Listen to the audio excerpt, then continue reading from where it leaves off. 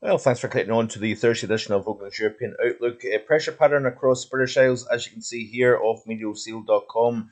You can see we've got a fairly slack upper air pattern at the moment. We do have the continuation of these kind of sea breezes that are trimming back the temperature at the moment. If we look at the wind directions here, you can see where the air is coming in off the sea. So quite a lot of coastal areas are pulling in air off relatively cold waters, of course, at this time of the year. And we've got some relatively brisk winds coming in through East Anglia and the southeast of England at the moment here. And that is reflecting the current air temperature. If we look at the current air temperature, those temperatures are pegged back at 15 to 17 Celsius across this region, where those winds are fairly stiff coming in off the North Sea. As has been the case in the last few days, the warmest air confined to South Wales and the southwestern portions of England, where the temperature once again rose just above 23 Celsius yesterday. And we're going to continue to kind of bounce around that figure in this very region over the next few days, thanks to the position of high pressure.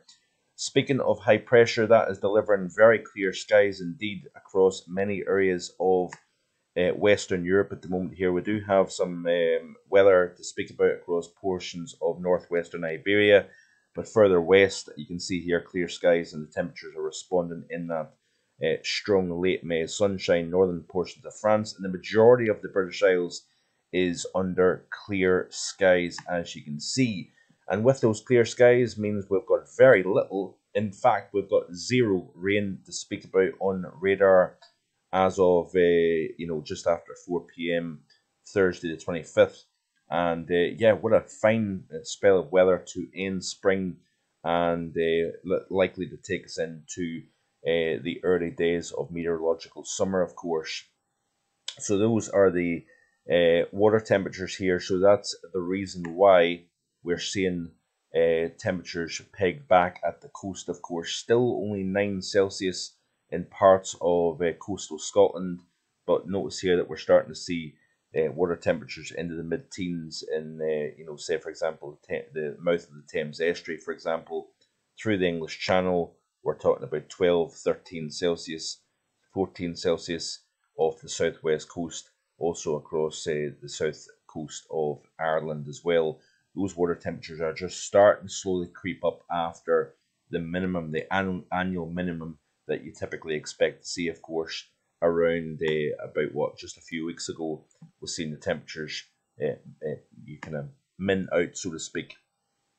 Looking at the air temperatures, like I say again, 17 degrees at Tain, where we've got an onshore wind, only 12 Celsius at Inverbervie, but of course we've got a nice 18 Celsius at Gogar Bank in Edinburgh, 19 Celsius, as you can see here at Glasgow Airport. So where you've got that inland and you've not got the exposure of that sea breeze, temperatures responding quite pleasantly. So it's a very pleasant air mass at this moment in time, and I suppose we should make the most of it because we know that the temperatures are going to continue to warm up. If you don't like warm weather, of course, make the most of this pleasant weather that we're seeing at the moment. We've got a bit of a kind of cool pocket of air across the central portion of Europe at the moment, only mid to high teens across parts of Germany, slightly below average. We've got temperatures into the upper 20s, low 30s across the southwest of Iberia,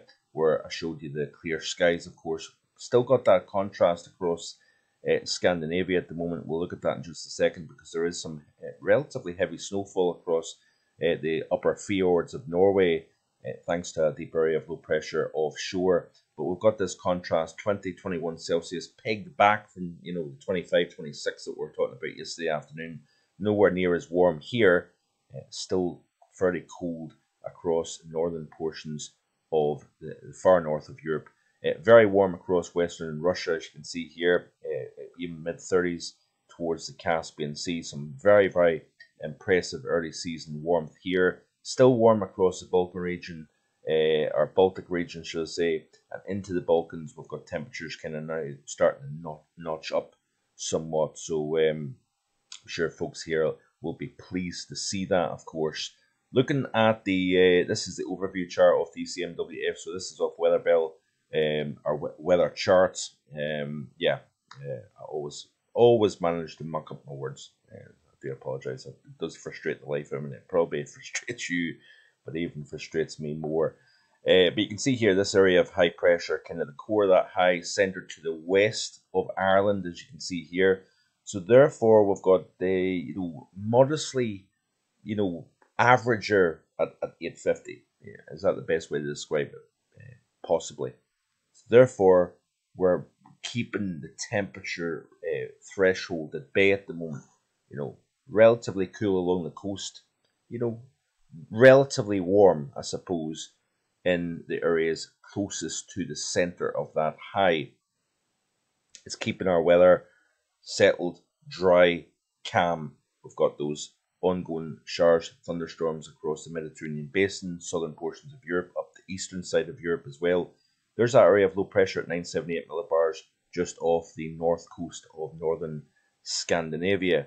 Heavy snowfall, cold air wrapping around this area of low pressure and up against the mountains of Norway, of course, the fjords. So therefore, we're seeing some fairly heavy late season snowfall here. Now, what is going to happen is that as we progress towards the very end of the week, very little change in that upper air pattern. That area of high pressure maintains itself. The core stays to the west of the British Isles. We'll have this kind of slight nagging northwesterly airflow at the moment, keeping things fairly windy, and it has been for the past few days here across the north of Scotland. Further south, less in the way of wind, and of course the temperatures are responding.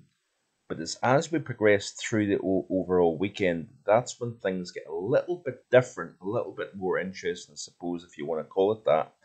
And that is that we continue to see the shower activity across Portugal and Spain, into the Balkan region, into Turkey, Greece. We're seeing quite large thunderstorms developing here. We may see some flash flood events with these thunderstorms, with this upper air pattern, kind of negative underneath and a positive, as you can see here. Continue to play through this loop. We've got this area of low pressure here. This is a little bit of a game changer for particularly the northern half of the British Isles towards the second half of the weekend. Relatively messy, deep area of low pressure, bringing even snow to parts of Iceland. What that's going to do is, folks, is going to actually force the core of that high to back slightly further west into the Atlantic. And therefore, we're going to have a little bit of a squeeze. We're going to have some fairly cold air getting drawn in from the northwest, actually from a Greenland source, between the area of high pressure and the area of low pressure. So you can see that here as we play forward towards the very end of Saturday. We've got a little bit of a frontal system moving through, and that's going to introduce something a lot fresher from the northwest. If we'll look at the 850s, you can see here that the temperature starts to cool down. So we've got this little touch of colder air getting squeezed between the low, between Iceland and Norway, and the area of high pressure out over the Atlantic to the west of the UK and Ireland here. So that's going to draw the temperature down slightly, as you can see here, but maintaining this dry theme. Go back to the overview chart. You can see here that the high pressure maintains itself. We may see a little bit of shower activity developing over England and Wales, largely dry across Scotland, closer to the centre of that high. And then as we continue to play through this loop into the early and middle portion of next week here, very, very little in the way of change. But as we progress towards the end of the loop, and it actually takes us into the first few days of June, the ECMWF is actually showing that area of high pressure to start backing up towards Greenland. And therefore, we're actually seeing a bit of a change. We're actually seeing a northerly flow. It actually could be a cold start to the summer season. I say cold, below average, cool, fresh for the time of the year. And you can see here in the animation of the ECMWF, that is a relatively substantial surge of cold air at 850 millibars coming south over the British Isles. Let's have a quick look at the GFS to see if it's showing the same idea. So we'll play back through the loop here. Notice here that we're flirting between warmer to the south, colder to the north here. So again, this tug of war, this battle, high pressure, the dominant player, but it's all about the position of that high. Where does it go? Because where it goes determines where our air mass is coming from. And certainly the latest run of the GFS and ECMWF has that cold air coming south here. Remember, the GFS was showing it, the ECMWF wasn't showing it. So take your pick what way you want to go. Dry is the theme, but it's all about cold air masses versus warm air masses. So you can see here that little cooler air coming in around the top of that area of high pressure late Saturday into Sunday, trimming back the air temperature at the surface, of course. Then, of course, we're starting to see a little bit of warmer air, western Mediterranean, northern Iberia, southern portions of France, so it's getting a little bit closer to the UK. But, of course, the position of this high stops that coming up from the southwest and southeast. So that's stopping that area of high pressure, that block is essentially stopping that warm air from coming in from the southeast. So we'll continue to play through the loop of the GFS. You notice here that the air mass actually starts to warm up in place, which is quite interesting here. So instead of importing warmer or colder, what we're going to do is that air mass that's centered over the British Isles towards the middle portion of next week, what that's going to do is it's actually essentially going to warm up in place because we've got that strong incoming solar radiation. The air mass itself is stable and it allows it to warm up in place. So it's like a homegrown warming. And of course, at the surface, this would indicate temperatures warming into the mid-20s, particularly so across the northern half of the British Isles. The centre of the high is over Scotland.